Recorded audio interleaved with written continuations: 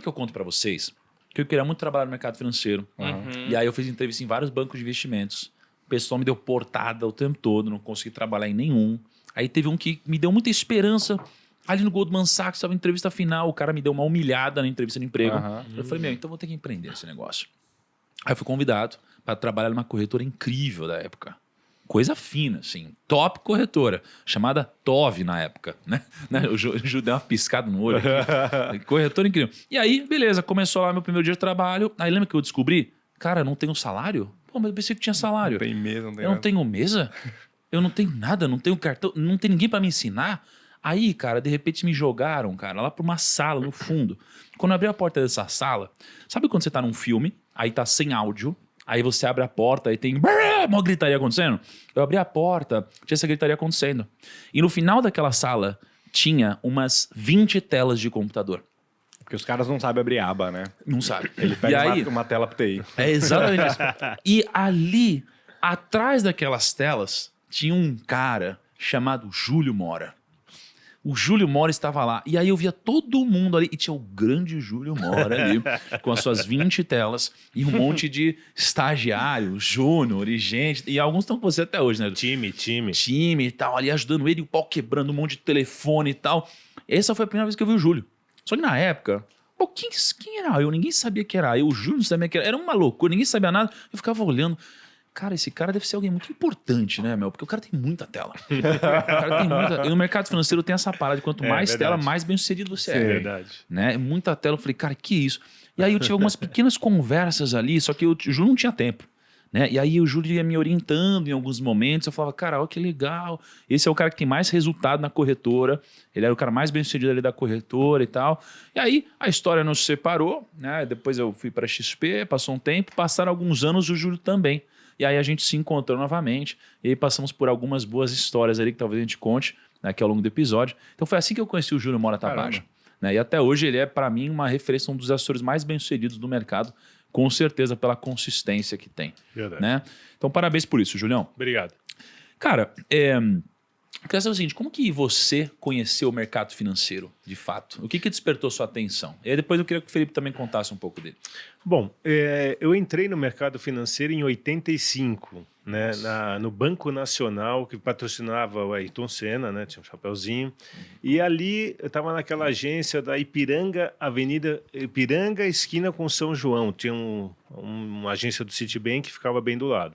Eu comecei a vender alguns produtos do banco, fui chamando a atenção do pessoal, eles me mandaram para a corretora. O que tinha de produto nessa época? Putz, assim, nessa época era CDBs, era renda fixa, praticamente renda fixa, lá atrás, 80 e pouco, Então né? você ligava para os clientes e falava, tem aqui um investimento. Eu atendi a clientela ali, comecei a vender e eu fui sempre muito bem comercialmente, que é o nosso segredo, ser bom comercial, né? Mas não era real ainda na época, né?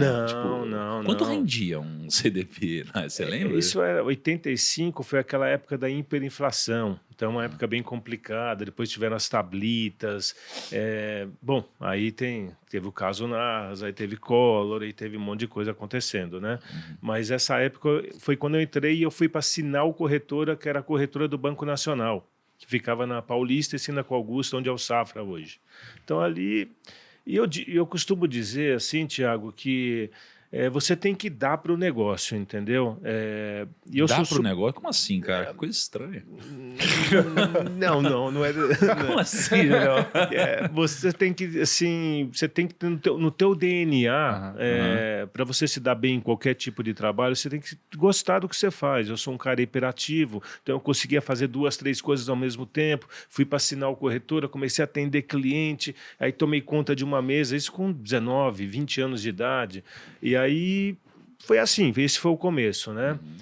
Depois eu fui para os Estados Unidos, fui fazer uma pós-graduação na UCLA, entrei numa corretora, fiquei 3 anos e meio operando Chicago, né, commodities. O que é operar Chicago? Explica para a galera. Basicamente, a corretora era baseada em Los Angeles, ali do lado da UCLA, e a gente operava commodities, né, em Chicago, né? E ali eu aprendi a trabalhar, né? Porque ali é meio esquema Lobo de Wall Street, né? Telefone, trabalho. Era uma mesa igualzinha do Lobo mesmo, e é igualzinha. E a gente trabalhava o dia inteiro no telefone. É diferente a pegada dos americanos, assim, no mercado financeiro? É um negócio mais voraz, assim mesmo? Os caras estão 30, 40, 50 anos na nossa frente. Imagina, nessa época, nessa corretora, eu estava lá em 97, 87, 88, 89, 90, 91. Eu fazia cold call em inglês, né? Caraca. Meu telefonezinho, acabava o dia, o cara tirava o chip do telefone, via quantas ligações eu fiz, com quantos clientes eu falei. Isso há 35 anos atrás. Dá pra fumar no escritório? Não. Porra. Quebrou a expectativa. pô. O filme Mas o que o pessoal fazia no banheiro? Pergunta. No escritório não. Os caras iam assim, 6, 7 vezes no banheiro por dia, né, cara? Nem bebia água e ia Muita pro dor de banheiro pra caralho. barriga, pô. Que loucura. Mas, então foi ali o começo e eu realmente me apaixonei, eu adoro o que eu faço. Mas vamos falar um pouquinho só dessa época. Você tem uma história que você lembra dessa época lá? Fazendo cold call em inglês e tal? Olha, a época é excelente, né? Porque você pegava todos os brasileiros que estavam lá entregando pizza, se ferrando, e eu numa corretora, fazendo o CLA, me bancando, tá? Eu me banquei nessa época aí, mas foi uma baita experiência. Eu tive um baita destaque, porque eu já falava inglês, né? Então, para mim, foi ótimo, né? Foi muito bom, baita experiência. Você teve algum cliente que te despontou assim, que você falou assim, caramba, consegui um cliente mega milionário? Então, eu atingi vários recordes nessa corretora, fui o broker do mês, ganhei viagem para o Havaí, para Las Vegas. Legal. Então, foi bom. E tinha uns clientes brasileiros com bastante grana, então eu trouxe o pessoal brasileiro para operar, né? Então, fui a ponta de América Latina na mesa, né? Foi uma época boa, eu era jovem, né? Imagina, você com 21, 22 anos em Los Angeles, morando em Ganha dinheiro pra caramba. não pra caramba, mas pro padrão ali brasileiro ganhava. Só de morar nessa época já era... Já era Em outro Santa nível. Já. Mônica. Poxa, aí maravilhoso, né? Aí eu voltei para o Brasil, aí trabalhei na Itaú Corretora vários anos, que foi uma escola. Na década de 90, eu atendi os gringos no Brasil. Eu era o local broker dos gringos, porque eu falava inglês pra caramba, porque eu tive experiência fora, né? Então, eu atendia pouca pessoa física. Atendia Goldman, Merrill Lynch, Lehman Brothers, Latinvest, Oppenheimer, esse pessoal todo aí eu atendia. Eu era o local guy, porque não tinha os escritórios dele aqui. Aí trabalhei vários anos, aí comecei a atender pessoa física, institucional aqui, mas aí o FII foi caindo, a gente mudou, e aí de 2000 e pouco eu só comecei a atender pessoa física mesmo. E, ano após ano e década após década. Nós estamos falando de década de 80, 90, 2000, 2010 e 2020. E eu acho também que essa experiência faz muita diferença, sabe? Um pouco de cabelo branco, né? No meu caso, falta de cabelo, né? É isso que eu ia falar.